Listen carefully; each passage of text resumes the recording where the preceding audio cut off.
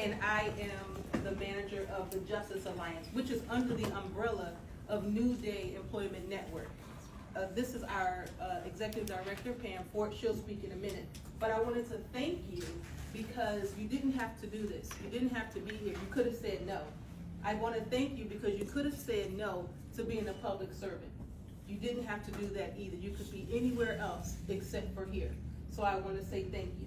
The Justice Alliance is made up of you all, of us, who have a heart for those who are in reentry, who have a heart for those who, when they're returning home, they're absolutely expected to just thrive.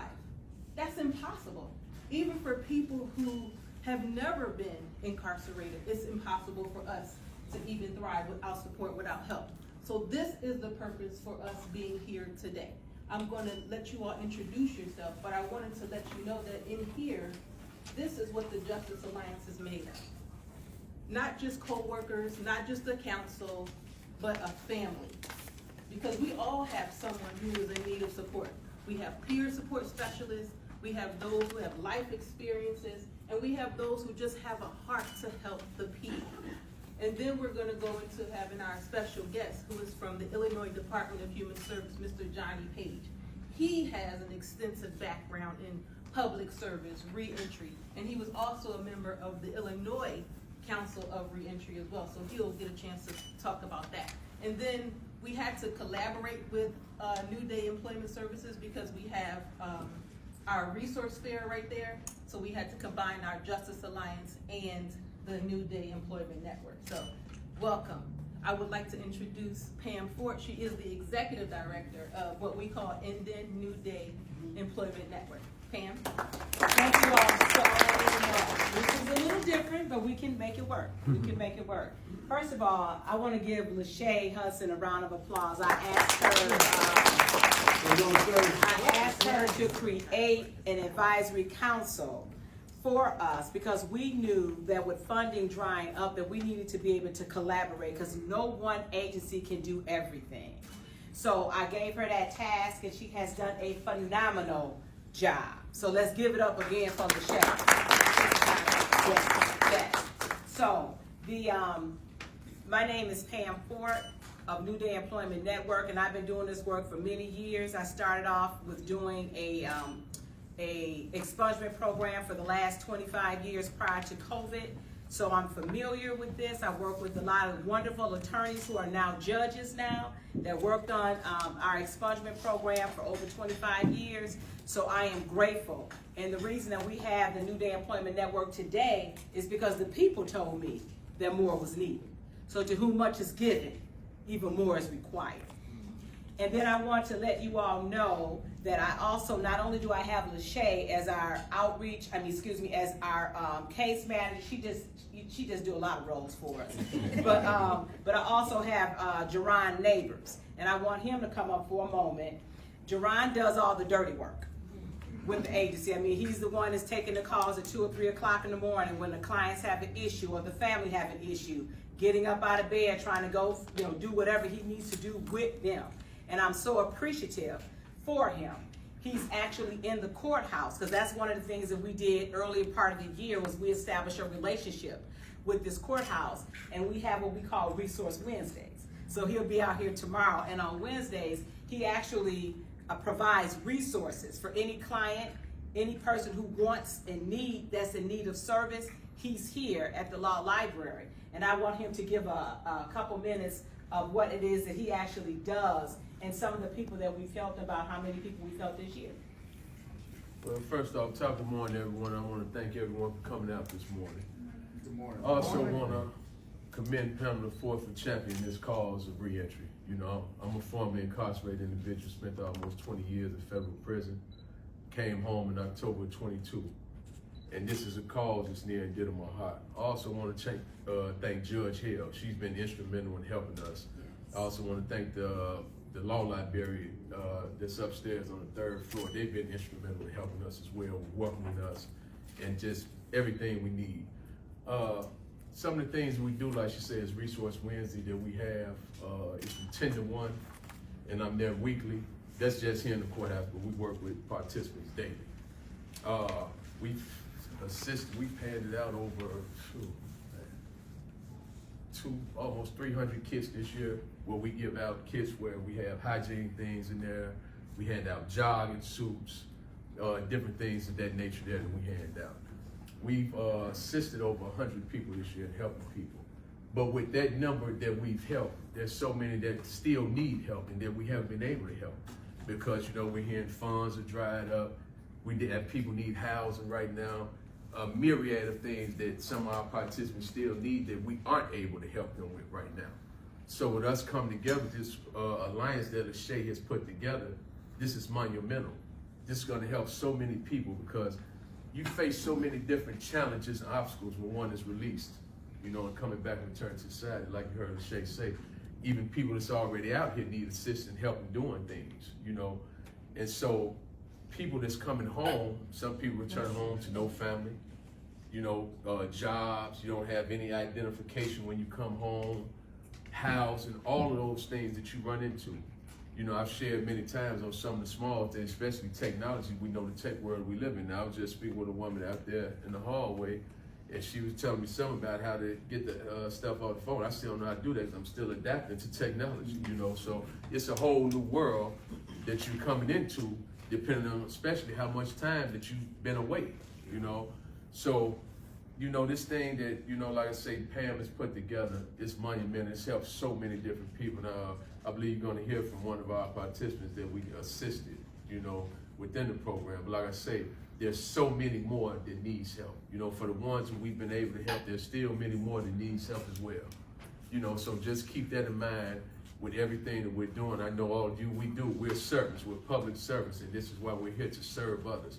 So just keep that in mind in everything. We're putting this together, and together we get more done. That's in life, period. Together we get more done, especially in these uncertain times and different things we're living in now. We have to collaborate. You know, we have to collaborate and come together in unison and bring these things about.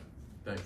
Thank you. Absolutely. Before we go any further, I just wanted to let you know that meet someone that you have not met before. We're going to get a chance to, you know, meet each other and tell each other where we are, but say hello and collaborate and convene with people that you have never known before.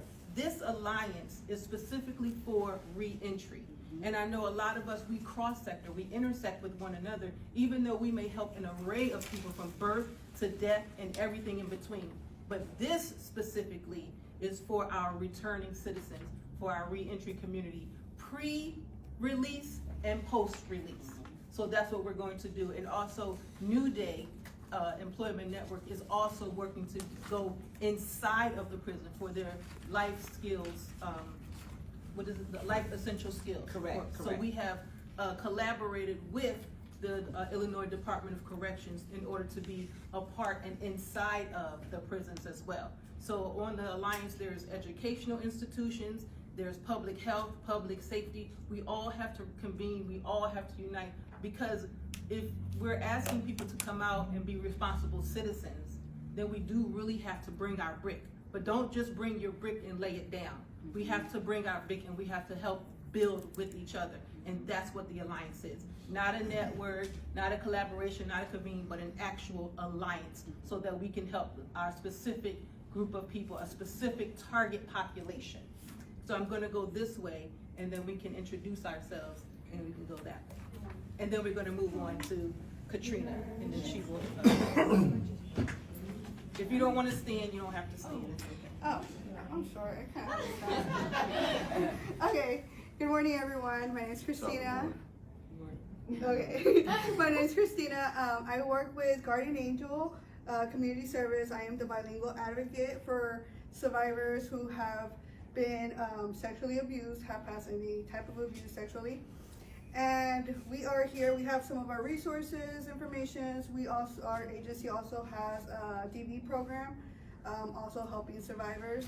And we have other programs also in the agency. But please, if you have any questions, or you just want to get our information just to write it down, or have in other places where we could distribute our tear-offs, we have more papers that we could distribute to you. Thank you. Thank you. Hi, and I am Sarah. I'm tall. I'm the community outreach specialist at Guardian Angel. So my job is to find resources and get our name out there in the community, but additionally, I do advocacy as well. But yeah, I'm here. Hopefully we can get all of our information out as well, but yeah, thanks. Good morning, everybody. My name is Juan Davis. I work for Lifehouse Behavioral Health. We have 2 facilities in Cook County. One is on Western Avenue, in which we have behavioral health. We also have a recovery home in Dixmoor, in which we have the capacity to hold up to 180 individuals there. We're a super licensed recovery home. We deal with people on level 1, level 2 outpatient treatment.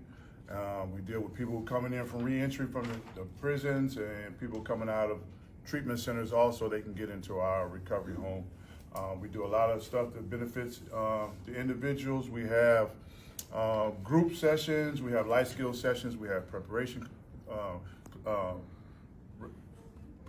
readiness.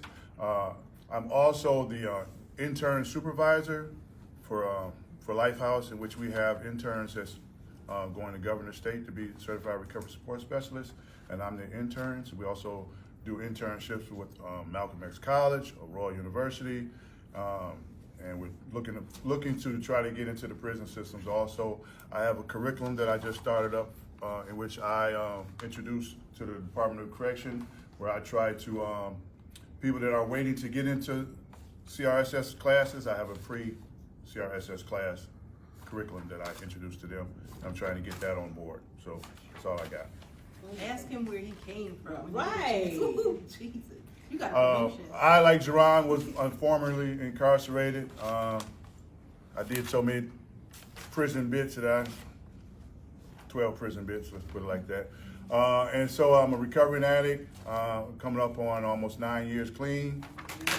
And I sponsor individuals. I mentor everyone. I have my own organization called FAME, Future Achievers Navigating Greatness Mentorship Program, in which we mentor youth from the ages of 12 to 18, trying to keep them off the streets and trying to keep them safe.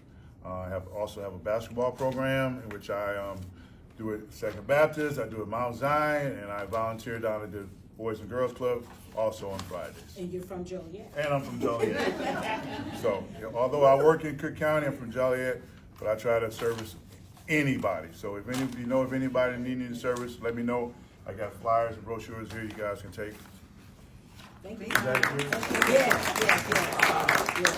So about a minute, so we make sure we have time for the speaker, because I know we can go on and on. Hello, everyone. My name is Conrad Hardeman. You're a hard act to follow.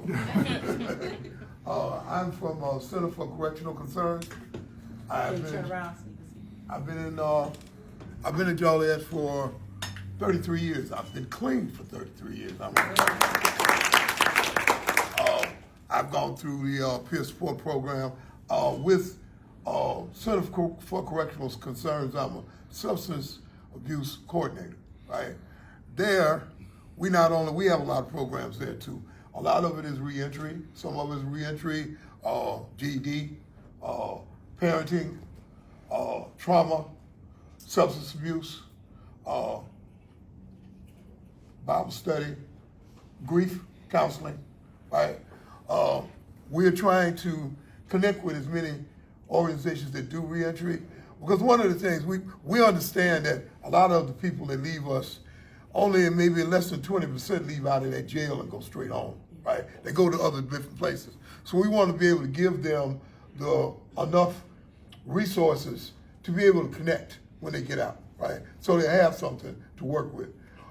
Also, when they leave out the door, we want to be able to give them something. Their families sometimes are displaced, so we want to be able to help them if necessary, right? Correct. So we're here to connect with you, and if I've got a corner right over there where the little easel is, when this is done, come on by and see me and get some information. That's all. Joe in the back, ready? Me? Yeah, you. Oh my gosh. So we can try to keep it to a minute so we can have I'll be time really for the quick. speaker. My name is Brian Fruits Esparza. It's a lot of words to say. I'm from Joliet Junior College. Grew up in Chicago, lived in Memphis for a while. My best friend's my wife. What can I say? I actually took a half day off from teaching as much as my students need some shepherding. I think they understand what I'm trying to do here today. So from JJC, I'm not hearing a lot of that. So if I can be a conduit to help some people out in terms of education, rehabilitation. I used to work with incarcerated individuals in Memphis and Chicago in arts and theater and writing. And yeah, if you need anything, let me know. I'm just glad to be here. Thank you. I'm Judy Dawson. I'm with the Kane County Sheriff's Office, and I'm the Director of Diversion and Reentry Programs. I help people get training, get jobs, so they don't go back to jail, in the jail and outside. In addition to that, we opened last year, Lachey was there, the first small business development center in a correctional facility in the United States of America. Due to funding, we had to pivot, y'all know, and we are now an entrepreneurship center. And we have done classes in the jail, how to start your business, and we currently have one running outside in the community for anyone who has ever been justice involved.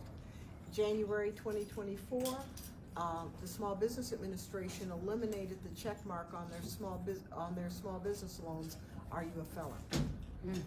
So this year, our clients have received in their bank accounts $697,000 in bank loans. So we're making a difference. Good news, bad news story. Hurry up, we gotta get going. I'm sorry. But wait, if it wasn't, December 1st, all this ends because of budget cuts, but I am continuing because I will continue the Entrepreneurship Center, and I started my business, so I look forward to connecting with all of you. Good morning, everyone. My name is Guadalupe Salinas. I'm from the Spanish Community Center. We offer a variety of social services, family advocacy, family cases. We do citizen and immigration programs. We have a food pantry, adult and child education. We're just over in Joliet, and we service all of Will County. Thank you. Hi, my name is Tanetta Anderson. I work for Prairie State Legal Services. We are basically legal aid for, well, my office is in Will County. We do have 11 offices in 36 counties in Illinois. I'm here because we do criminal record expungements, and we have an access to justice program that does driver's license reinstatements. We do a bunch of different type of civil legal aid, orders of protection, wills, powers of attorney, divorce, education cases. We have a tax clinic. We help veterans and their families. We have a grant and a program that helps HIV and AIDS people. I don't want to talk too much, but I have a table over there with information if anybody needs. Thank you. Hello everybody, I'm Alberto Corral. I'm a case manager and street outreach specialist from Will Grundy Medical Clinic. Aside from being a free and charitable clinic, the social services side, the HHH side that I work for connects with individuals who are experiencing category 1, literal homelessness. So we get basic needs supplies to individuals who are experiencing homelessness. We offer case management services, kind of work with them to get a warm entry into the COC and see what kind of resources are available to them. And a portion of the clients that we work with have been formerly incarcerated, so I'd be really interested to learn how we can collaborate with the other agencies here to get them resources. Thanks. Wonderful, thank you. Hello everybody, just to piggyback off of Alberto, my name is Taylor Mealy. I'm the Street Outreach Team Lead over Will County, working with individuals experiencing literal homelessness. The biggest part of our job is basically engaging literal homeless folks into services that they typically wouldn't engage on their own due to trust, lack of support, whatever the case may be. We're trying to engage those individuals into whatever services. We work with individuals who are formerly incarcerated, may have substance use, mental health challenges, so we try and navigate and get them connected to those resources. And a wide variety of other ones. Those are just off the top of my head. And then from the whole entire clinic perspective, Will Grundy Medical Clinic is a free clinic, free medication. We work with mostly volunteer doctors. Large variety is all of our volunteers, so thank you to all of our volunteers. We also have behavioral health therapy, so we have a therapist that is on site able to take either one-on-one therapy, or we also do open group therapy as well. And we also have a public health liaison program that helps individuals who are coming from the emergency rooms, really trying to decrease those numbers within the emergency rooms and get them connected to whatever resources, that way they stop going to the emergency room. But that's just off the top of my head, but we have so much more to offer.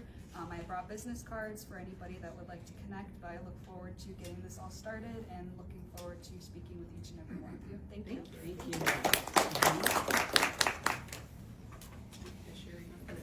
Sherry. Hello, I'm Sherry Williams, and I am retired from the Will County Sheriff's Department. I did work at the jail, and I also dispatched for over 20 years as well. Currently, I am a Will County board member, so the dreaded politician. I do not allow people to call me a politician, though I am an elected official. And hopefully I can help Pam. Mostly, I'm here in support of Pam and Indian. She's my friend, and we've been doing a whole lot of work together. So if I can help anybody in any way, I'm more than happy to do that. If anybody has ever watched any of our Will County board meetings, though, you know that might be a little bit difficult at the moment. But I am trying, and as I said, I did work at the jail, so I'm familiar with the people that are down there as well. So this is a program that is near and dear to my heart, and here to support my friend. Thank you. Hi, I'm Linda Larson from the Will County Community Health Center.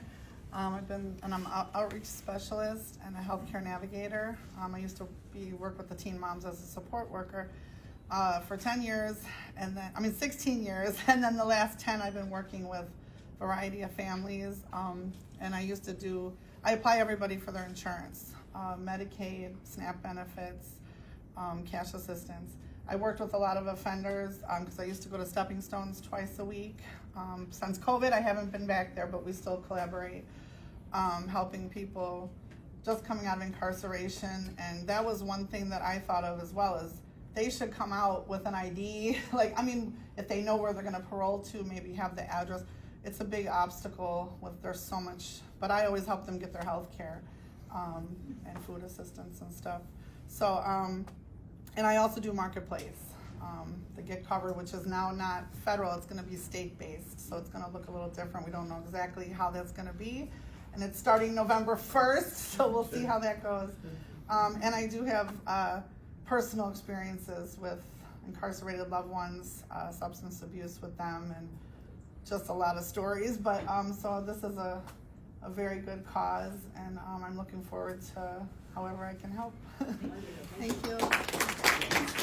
Hello, I'm Latrell Kennan, and I work with the Will County Health Department in a commercial driving aspect, and I'm also a student at the University of St. Francis. I'm taking a CRSS program, and I'm very excited to be a part of that program.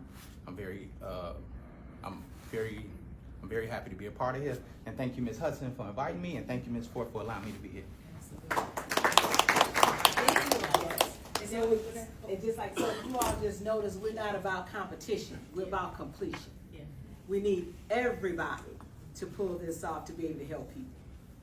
Katrina, if you would give us a few minutes, and then right after that, speak to Johnny Page. Excuse me? Yes.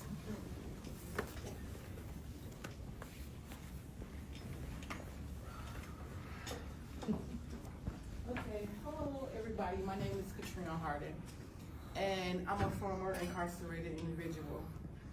I did 28 years in the Department of Corrections, and I came to Joliet because I had family here, and I didn't know what to do or where to go. I came home to, like I said, I got an immediate release, but the immediate release was to a place that I knew basically nothing about. And I reached out to certain individuals, certain organizations, and for help because of my situation that I was in that was really very toxic and very a lot of trauma. And some people helped, some people didn't. But what I can say about a lot of these individuals right here, Juan, and a few others here, and a few others. I am also a student of JJC. I'm in culinary arts. You know, like I said, I've had my challenges, but through it all, God has brought me through. Yes. Through it all, I stand tall with Him, and I love the Lord, and I love where I'm going in my life. And I just want to say that through New Day, through the mentoring, the people that I've met in Joliet, I have nothing but can say that people have really embraced me, no matter my past, no matter what people have said, no matter what I've been through or what people think that I've been through because of what was in my record. That's not me. The person that I am, my mentors, my people that know me, the people that I work with know who I am. They trust me, they believe in me, and they know that I'm out here doing everything I can possibly do. I'm on the pavement every day. I'm on the pavement hurting in pain, giving it my all because I can't do nothing else other than that. And I just wanted to address y'all and let y'all know that this is very needed for people coming home. It's very needed because as even everybody wants to help, I'm gonna not being shady, but everybody want to help the men that's coming home. What about us? What about what we're going through? What about the abuse? What about the things in the past things that we've been through that people ain't helping us with? Or the mental, the domestic, the everything that we've been through. We need it. We need it. So we need to provide more help for the women that are coming home that don't know or don't have the resources or the family that's about them. Like I said, I've been through it all. If I can tell, if you know my story, you'll be like, oh my God, how is she still standing there? But I am because of Him. He got me. He got me. So that's all I can say. Thank you for listening. Thank you for sharing.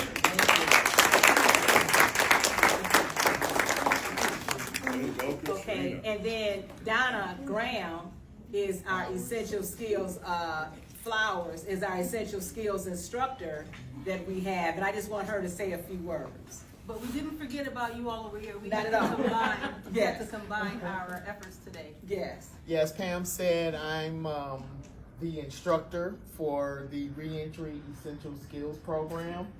And I just have to say that it was an honor. We had our first course, and the students that participated really gave me strength. Looking at all of the trials and tribulations that they have gone through made what I'm going through look like nothing, really. And I thank God that I had the opportunity to work with Pam, and we're gonna move forward with this program. It's needed because they need to get the growth mindset, because your whole mindset has to change once you're re-entering. It's not the same as it was when you were incarcerated. So we focus on that. We focus on changing that mindset so you can move forward, make goals, achieve goals, and I'm just so happy to be here, and I consider it a real privilege and honor. Now, I would like to introduce Mr. Johnny Page. Oh, yeah, thank you. Good morning. I mean, I can see everybody this way, right? So, because if I'm there, then I might miss some folks in the corner. But I can see everybody this way. I want to thank you all first and foremost for having me, for inviting me. This is important. As I listen, just people sharing at the outset of this, it's just like, I came in here, like, I'm ready. I came in here ready to talk to you all and talk specifically about these certain things, but I think the experts are in the room already. You all are the experts, right? I'm here because I have a role, right? And my role as the Director of Reentry for the state of Illinois is to facilitate, to bring you all together, to have these conversations so that we can move the reentry conversation forward. And so I'm gonna share, just because, you know, I took the time to write some of this stuff down. I'm gonna talk a little bit about it. But I'm a person that I wanna hear what your thoughts are. I wanna answer questions that you may have with respect to my role. But first and foremost, by show of hands, who all knew that Illinois had a director of reentry? So I got 2 hands, right? Did y'all know it was me? No, I'm serious. How many of you all in the room knew that there was a director of reentry for the state of Illinois? Clearly, we're not doing a great job about getting this information out. However, the thing of it is, this is new. This is a new investment from leadership in this state that understand that there's a problem with respects to how we treat people coming from incarceration and those who have already been out, right? So, because when we think about reentry, we think about reentry in 2 ways, right? Reentry specifically for those who are returning immediately from bouts of incarceration, but there's also those folks who are still on this justice continuum who are suffering as a result of the permanent punishment that's connected and the stigma that's connected to incarceration. Making sense? Yeah. Right. I know I'm speaking to the choir, right? So, so I'm gonna start here. So when I think about reentry, I think about when I came home. So here I am in this role in state government as a formerly incarcerated person. I spent 24 years in the Illinois Department of Corrections. I was released from the Illinois Department of Corrections 11 years, 1 month ago, yesterday, right? So when I think about it, I think my journey has been one. It hasn't been easy, because reentry is not a moment; it's a journey, right? When we think about reentry, we have to think about reentry as a journey, right? So people are going to have these moments where they're going to come out and then everything is going to look like it's rolling the way it needs to roll, and then what happens? There's a setback, because again, we've conditioned ourselves to think about it as a moment. You're out, you're free. And I remember when I first came home and folks was like, man, how you feel, man? You free? And I was like, I don't know. I don't know, right? I spent 24 years in the system. I went to prison as a kid. I came out as an adult. I didn't know. I didn't know what it meant to actually be free. And I didn't understand what that meant for me and what that meant for my family. Right? And so my first thing is like, okay, I want to make sure I had housing. I was fortunate, right? I'm the oldest of 10 kids, right? So I got 9 younger siblings. So there was a space where I had support. They may not have, the financial stability, but they provided me the love, right? And so, but for me, I didn't even know. I had to learn how to connect to these folks who I hadn't been around for 24 years. So it wasn't just about me finding housing. It wasn't just about me finding employment.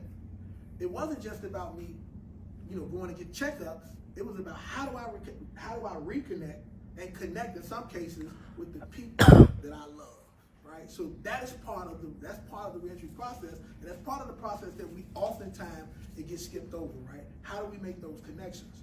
And so from this perspective of this role, we're thinking about reentry and from 3 specific. There's this big wheelhouse, right? So there's a lot when we talk about reentry, but there's 3, right? There's employment, there's housing, and there's healthcare, right? So when you're coming out of prison, most of the focus that we'll see today is going to be about how do we focus on those 3 major impediments to successful reentry: healthcare, housing, and employment, right? You get out, if depending on how long you've been in prison, right? You take all this programming, you do it. A lot of times, just being honest, they're programs to nowhere, right? Because you get out, you have a certificate that you can't use because there's another burden that's placed in front of you. So when we think about it, there's housing barriers, right? So we want to think about my role is to figure out how to bring you all together and then to engage legislature on how we remove some of these barriers so that people who are returning from incarceration or people who've been impacted by the criminal justice system have an opportunity to engage and to thrive in their own communities, right? So reentry isn't about helping you when you get free. Reentry is about allowing you to be free. It's not about helping you get free. When you get free, it's allowing you to be free. Because I was released September 26, 2014. That's 11 years and so many barriers. There's so many things that I had to climb over, right? So I was a part of Ban the Box, right? So I went all over the country just talking about the importance of higher ed, right? So as a college graduate, I'm like, man, I need to go to school. I went to school. I had some opportunities placed in front of me that allowed me to have a level or a measure of success. And I don't look at myself as unique. I just think that I had some opportunities that other folks didn't have. To me, one of the things that I came across, one of the things that I developed in prison from my mindset is that freedom is inevitably connected to the amount of choices you have, right? The amount of choices you have, the amount of freedom you have, right? Prison constricts and limits your freedom, your choices, so what it does, it constricts and limits your freedom. When you back into the community, if all those things are still in place, how much freedom do you really have being released from prison after 28 years? Right? Because there's things that's continuing to constrict. So how do we open up opportunities for individuals impacted by the criminal legal system who are impacted by levels of trauma? You said something to me that's near and dear to my heart, because I think about it this way. When folks are released from a healthcare perspective, so I talked about, I said three things: healthcare, education, and workforce. We're going to push, we're always looking to figure out how do we employ folks. We're always looking to figure out how do we house folks. When we're thinking about how do we treat folks, right? From a healthcare perspective, something gets lost, right? And I'm not just talking about physical ailments when I'm talking about those. And what did you say? Right. And so the mental, when you say the mental though, what are you talking about? Right. So, and I'll say this, one of the challenges that I find in this role is that everyone talks about it the way you're talking about it right now. Severe mental illness, right? SMIs, or folks who have suffered from mild to moderate mental health, right? They don't call it trauma. It's mild to moderate mental health. So those are folks who have already engaged in some sort of clinical diagnosis connected to the DSM. Now, what about everybody else? Because if the Illinois Reentry Council, they did a survey looking at folks in some of their conditions, right? And one of the things that they learned was that when you think about SMI or severe mental illness or folks connected to the mental health space, those are going to be folks that self-identify, that goes in and say, I need help, right? So whether that be connected to substance use, what have you, what happens is that's only less than a third of the population. 2/3 of the population is not going to raise their hand and say, I got a drug problem. 2/3 of the population is not going to raise their hand and say, I've been traumatized. 2/3 of the population is not going to talk about they've been abused. They're not going to talk about these things, so they won't show up they don't show up in our books, on our scales as these people, right? And when I say these people, I mean folks who have what I call social emotional needs, right? Social emotional health. So when we think about trauma, along this spectrum of most people that come in contact with the criminal legal system, they didn't just fall into the criminal legal system, right? There was a number of things, there were system failures that allowed them to end up in that system in the first place, right? And so there are system failures that allowed you to become a part of the system. So think about that. We're coming in as a system to fix system problems when the system in itself is the what? Right. So we have to adjust the way the system functions. And so for me, when I think about it, it's from that perspective, right? Because when you get arrested or prior to arrest, let's show of hands, I know everyone here, this is the choir, so adverse childhood experiences, right? So most folks in the room are familiar with adverse childhood experiences study, right? So that's the trauma scale. Traumatic experiences. You get arrested, that's a traumatic experience, right? So we're talking before you get arrested, there's trauma. When you get arrested, there's trauma, right?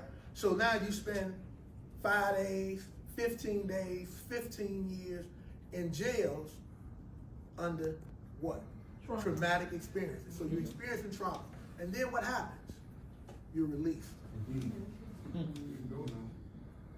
So now you're released, you can go now. And so you went in with trauma, you experienced trauma, now you're coming out with trauma, and then you're being what?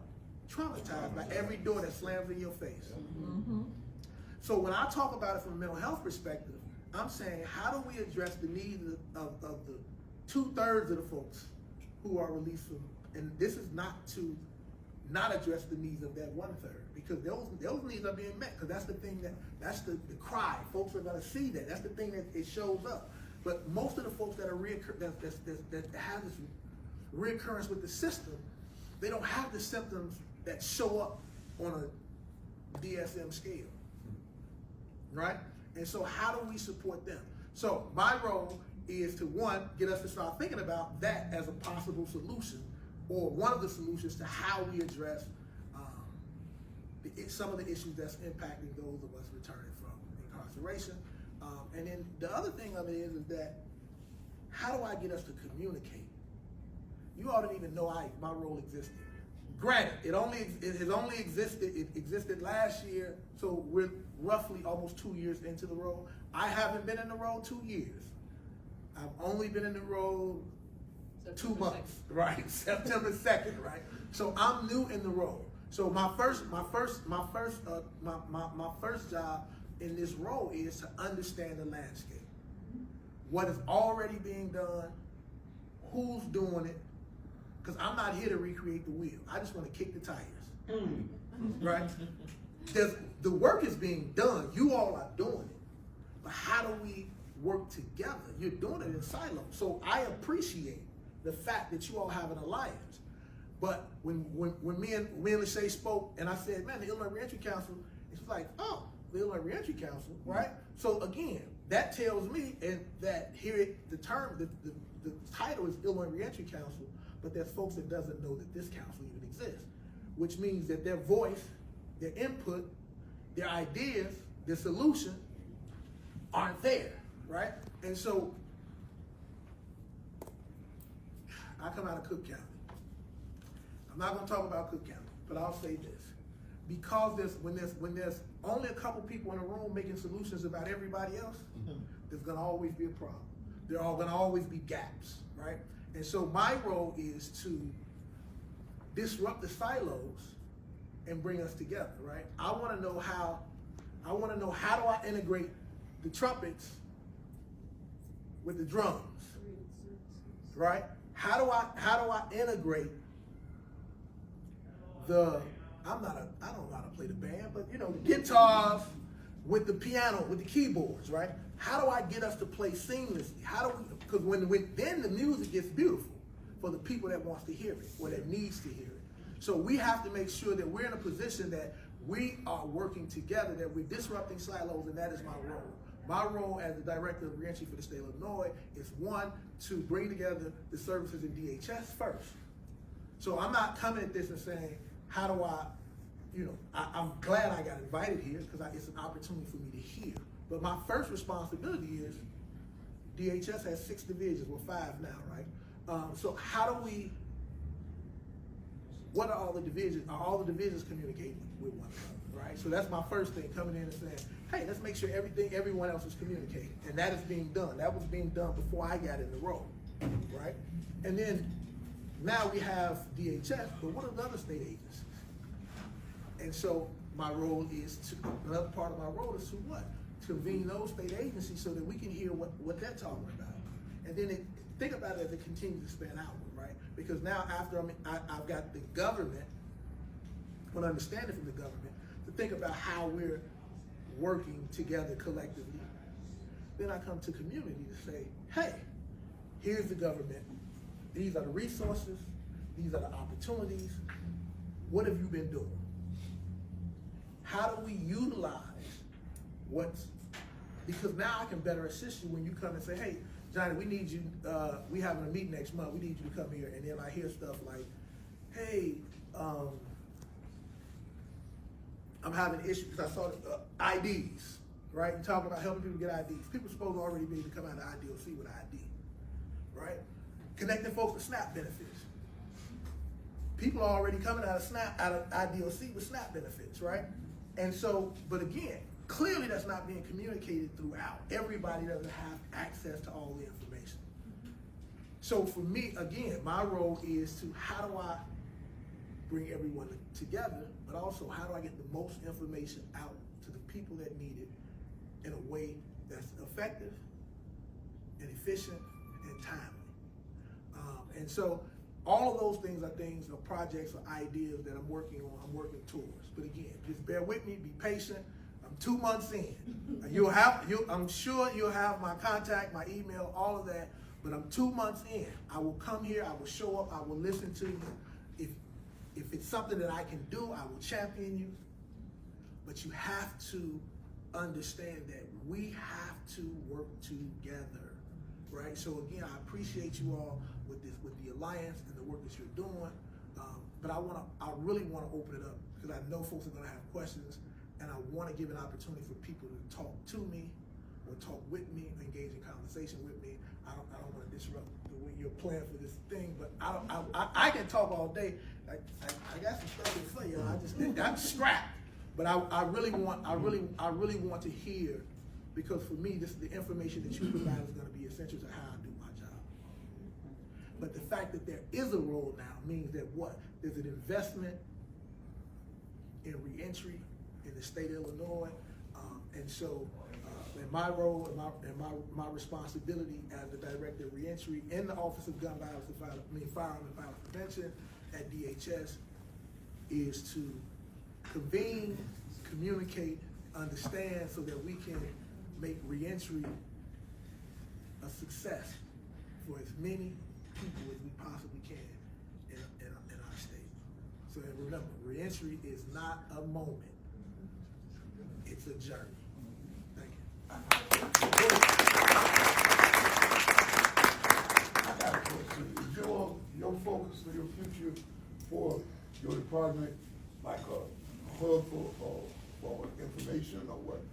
So there's a couple things that's happening. Reentry hubs are on the table, right? And so with a reentry hub, when you think about a hub, you think about a space where you get one-stop shop for information, right? For me, my start would be with a website that you can navigate. I'm sure some of you all have been on DHS website and you're like, I need this. I'm not gonna say it's terrible. It's just we got some things that we need to streamline, right? As it relates to reentry. And so one of the projects would be possibly creating a navigation system for folks returning, so that they can have direct access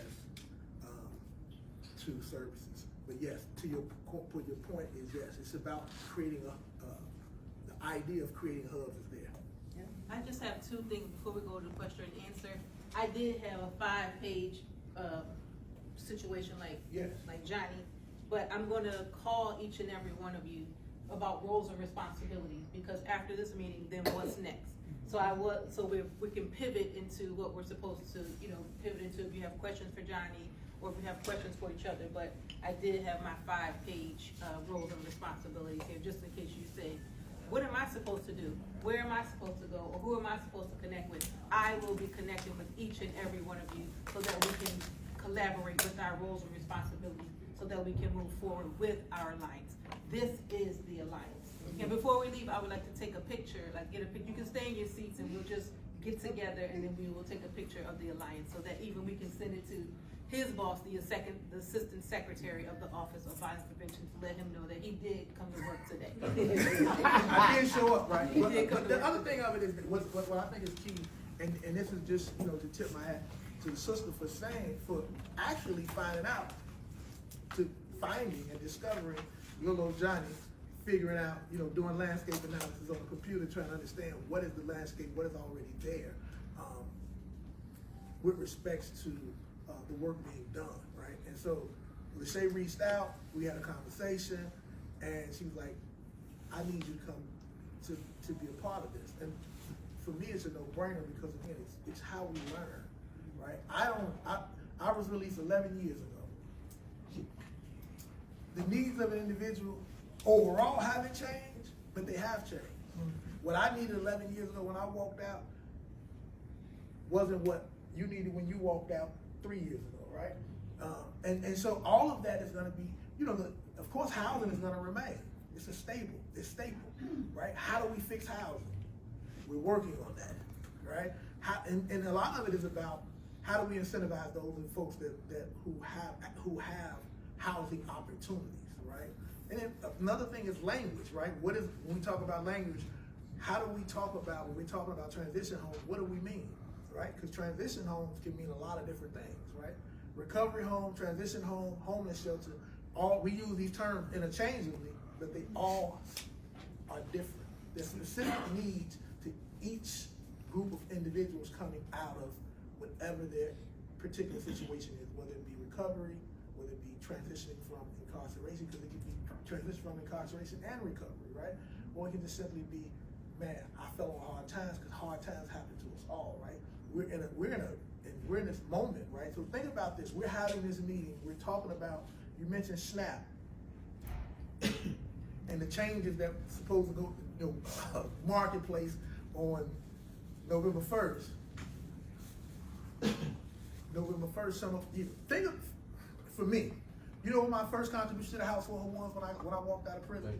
That link, look, ain't no question. When I came home, hey listen, sis, I don't have much, but you can have this. I never saw my link card again. I gave my link card up, like I'll provide the groceries for, so my link card was used to provide the groceries for the house that I was staying in until I no longer needed the link card, or no longer qualified, because I had a job and still needed it, right? I just didn't qualify it, right? I say that to say that we're in this moment where in 4 days, our communities are gonna be challenged. Yeah. But we've always been challenged. We've always been challenged. We've always been challenged. This is gonna be a challenge like the 1980s. So in the 80s, when the factories, the steel mills closed, Reagan, I don't want to say Reaganomics, but when trickle down economics, right? So when the factories closed, and the resources dried up, and then what happened? Violence and drugs exploded, right? Drugs have always been in the communities, but they exploded, right? Because of despair, the need to folks to channel and challenge the way they were addressing the issues in front of them, right? There's folks right now who have been struggling just, to stay sober. But now I can't, what am I gonna do, right? Right, in a rational mind, you're saying, man, whatever you go spend on that drug, you can use to purchase food. But when you start to panic and desperation sets in, that rational thinking goes out the window. So what are you doing? You're just thinking about how to survive. And if abuse is the thing that helps me survive, then I'm gonna do that because I can hide in it, right? That becomes the space. And so I'm afraid. I'm afraid for my family because I have folks in my family who benefit from SNAP. I'm afraid for my community because I understand when people don't have need, they're gonna do what they need to do or think they need to do to survive, right? You got 3 babies at home, how do you feed them, right? Things are gonna get complicated. We're gonna do our best to think about the whole family, because when I think about reentry, when Johnny went to prison, those 9 younger siblings went to prison. My mother went to prison, my grandmother went to prison, the people that supported me went to prison. So when I was system impacted, my entire family was system impacted. So when I think about reentry, I think about the whole family. I'm not just talking about how do I help a Johnny? How do I help Johnny and those connected to Johnny? Thank you. Any questions?